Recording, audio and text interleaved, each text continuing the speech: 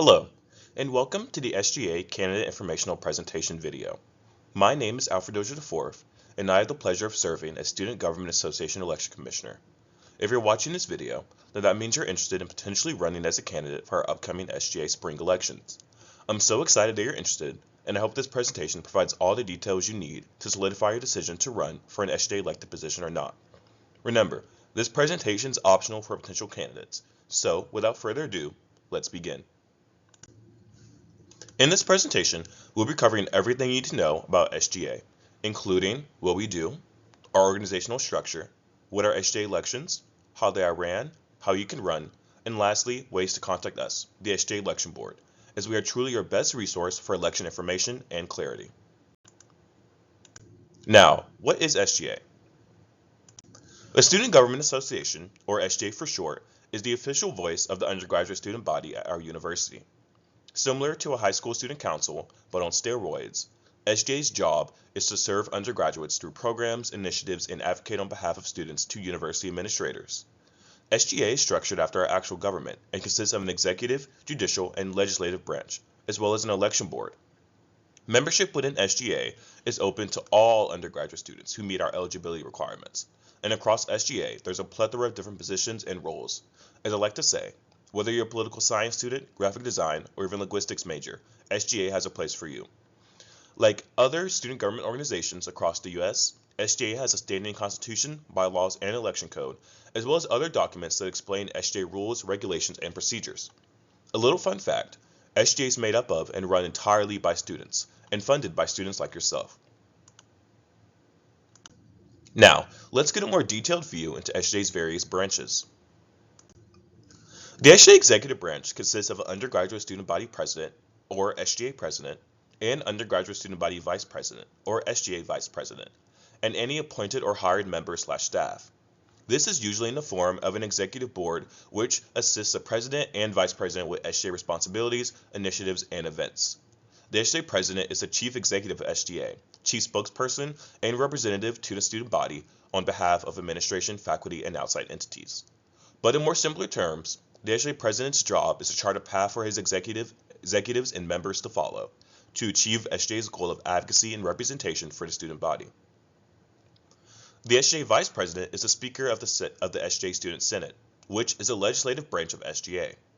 The Vice President also assists the President with duties and tasks as assigned. When the SGA President is unable to serve, the Vice President steps in.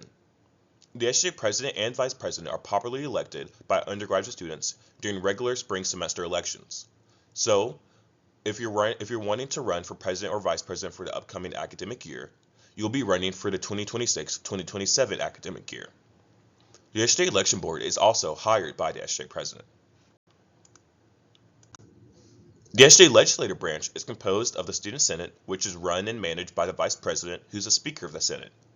The Student Senate is composed of student representatives from each college, school, and academy at UNT. For example, the College of Liberal Arts and Social Sciences, as well as the Texas Academy for Mathematics and Science, both are allotted seats in our Student Senate, with the goal of having students representing their colleges on behalf of SGA. SGA senators' role is to listen to their fellow constituents or students, and create as well as debate legislation, which can be in the form of resolutions or bills. Resolutions are documents created usually by senators in SGA to address an issue, spotlight a subject, or advocate for changes on campus or policy changes. Bills are documents that change internal SGA documents such as our Constitution or involve money. Senate legislation can range from addressing campus concerns, academic policies, internal SGA changes, student life improvements, or to highlight UNT students or staff. All student Senate seats for the upcoming election for the 2026-2027 school year are up, and students must be enrolled in a college, school, or academy they wish to run for. The SGA Judicial Branch is composed of a 7-seat Supreme Court and an Advocate General. The SGA President appoints 7 students to be SGA Supreme Court Justices. Justices must be juniors by classification and are appointed for the entire academic year. Similar to our actual Supreme Court, the SGA Supreme Court makes decisions on disputes arising from SGA governing documents, such as our Constitution, bylaws, and election code, as well as disputes on the actions of branches/members. The judicial branch is also composed of an Advocate General, who is tasked with representing SGA in judicial proceedings before the Supreme Court. The SGA judicial branch has no electable positions and instead are chosen by the SGA president, but this information is still important for you to know. The SGA election board oversees all SGA elections. This board is independent from the three branches of SGA to preserve fairness and integrity in our elections.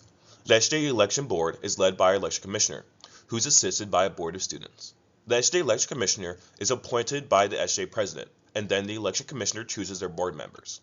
Duties of the SGA election board include recruiting candidates, managing elections, interpreting SGA election regulations, and planning election board sponsor events. Now, let's move on to what are SGA elections. Each spring semester, UNT SGA holds elections to elect a new president, vice president, and senate for the upcoming academic year. Not only do SGA elections ask students to elect new leadership, they can also feature changes to governing documents that need student approval, as well as other questions. For example, any changes proposed to the SGA Constitution has to be approved by the undergraduate student body during regular elections. SGA elections can also take place in the fall semester, but candidate elections for president, vice president, and our student senate always happen in the spring. The SGA election board facilitates and disseminates information about our upcoming elections, the process to apply for a position, and what rules surround campaigning for elections. The SGA election board follows and interprets regulations in the SGA election code to facilitate elections. The code is available to all students via the SGA website. One thing that I do want you to be aware of is the SGA election board is making changes to our current election code in order to ensure its fairness and integrity. But don't worry, as candidates, you are required to attend a mandatory election code meeting with myself that will explain all the procedures and regulations within the election code. And of course, if you ever need clarity on election rules, all you have to do is send me an email. Now moving on to how our SGA elections ran. SGA elections are run by the election board, who create an election calendar that dictates when applications to run are due, when candidates can start campaigning, along with other deadlines and events for students to know. The SGA election calendar will be available on the SGA website and SGA Instagram for potential candidates to view and become familiar with. Before SGA elections begin, the election board will host recruitment events and also release a candidate informational video for students interested in learning about SGA, which is what you're watching right now. After that, two separate election filing applications will be released, one for president and vice president candidates, and another for students interested in filing for senator positions. This is the application interested students will use to file to run for positions. The application will be available for at least 2 weeks to allow students as much time to apply. Following the close of both election filing applications, write-in candidates may be accepted in the event of positions unopposed. Potential candidates who apply are also required to attend one election code information meeting, which will be held online via Zoom, and dates and times for the meetings will be posted on the SGA Instagram and website. Applicants will also have to meet other eligibility requirements to become an official candidate on the ballot.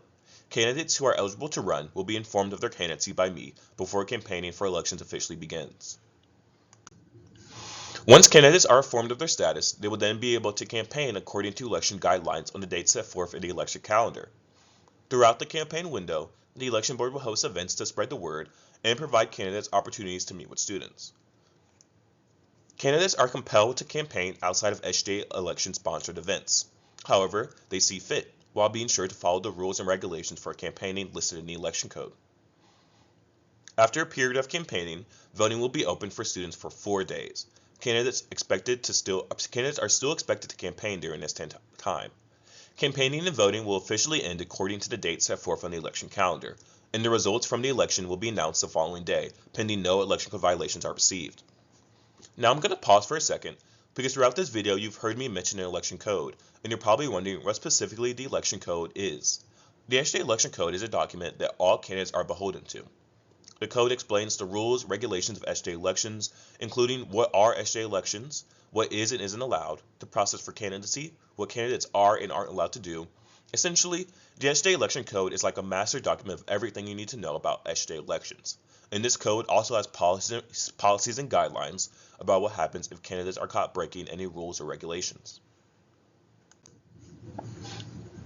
I do want to mention that failure to follow election rules could result in an election code violation, which could lead to punitive action by the election board in order to ensure fairness and integrity in SGA elections.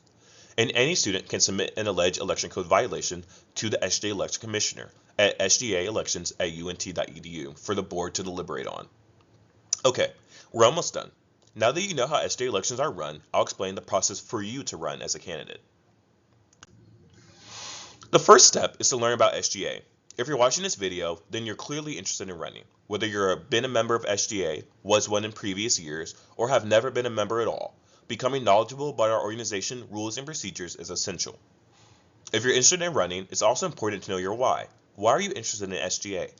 Is it to accomplish some change on campus? Advocate for a specific student group?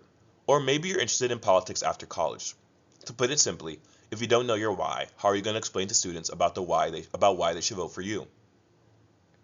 Not only is knowing your why important, so is preparing your platform and campaign. Step 2 is to watch this video, which, while isn't required, does have great information that could put you ahead of other potential candidates. Step 3 is to complete the election filing application for president or vice president or senate. If you're running for president, make sure you have a vice president to be your running mate, as this is required to be an official candidate. Vice versa if you want to be a vice president. For the Senate, you'll be running as a team of one, but it's always a great idea to ask your friends and classmates to help campaign on your behalf. Just remember to follow the rules within the election code. Also, for all candidates, make sure you meet all the eligibility requirements before applying, which I will go over in a second. Step 4 is to attend a mandatory election code informational meeting, in which the dates and times will be released on the SGA Instagram and website, and communicated via email as well. These meetings will be online and are required to be an official candidate. Once the dates and times are public, if you find you can't make any official election code meeting, please reach out to me via email, sgaelections@unt.edu, and I'll work with you to schedule a private overview of the code so you qualify for elections. Step 5 is to really put your foot on the gas and start developing your platform and campaign. And step 6 is to ask any questions to me, the election commissioner, preferably before campaigning begins. Although I will be available throughout campaigning to answer questions, I highly encourage you to use me as a resource before campaigning begins and before you make any mistakes during the campaign season, as this could cost you. Lastly, step 7 is to simply campaign once you're allowed to, as dictated by the election calendar. Some more tidbits about running is to use good campaigning practices. Remember, these aren't high school student council elections where popularity reigns supreme. While students do care about who you are, they also care about what issues you're fighting for and support, which is why it's best to campaign around issues and not popularity, as well as building a great and diverse campaign team, being knowledgeable about election rules, as well as some other good campaigning practices, such as going to the students. Don't expect them to come to you. Treat the election board as a resource and partner, not your enemy. We are here to manage fair elections and also to make sure you, the candidates, have the best opportunities to get students excited about elections. Some other tips are to start working on your campaign budget. Start thinking about how you're going to get funds and be sure to track your expenses as you go. Always assume someone is watching. This applies to your campaign, your actions around campus, and your campaign volunteers. So always make sure you're putting your best foot forward. And lastly, market, market, market. If you think you're marketing enough to students, then you need to market even more. And as always, make sure you're following the rules and guidelines listed in the election code for any marketing of campaigns you do. For our elections, to become an official candidate, there's also some eligibility requirements you need to make sure you meet before submitting your filing application.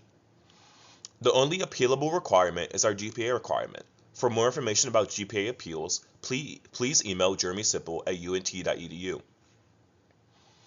Senator candidates must make sure they have a 2.4 GPA at the time of election and throughout their term, be enrolled in at least 6 semester credit hours, and be a good in contact standing with UNT. And of course, attend a mandatory election code informational meeting. For president and vice president candidates, make sure you have a 2.5 GPA at the time of your election and throughout your term. For presidents, make sure you attain junior status by the time you assume office. Also, have a 2.5 GPA at the time of your election and throughout your term. Be in good contact standing with UNT, and you must have a president or vice president to run as a ticket. And of course, attend a mandatory election code informational meeting. Lastly, here's some ways to contact us. The best way to contact me is via my email at sgaelections@unt.edu. You can also visit the SGA office, which is in University Union, room 344, and feel free to scan the QR codes below to view SGA's governing documents. These governing documents are also available on the SGA website.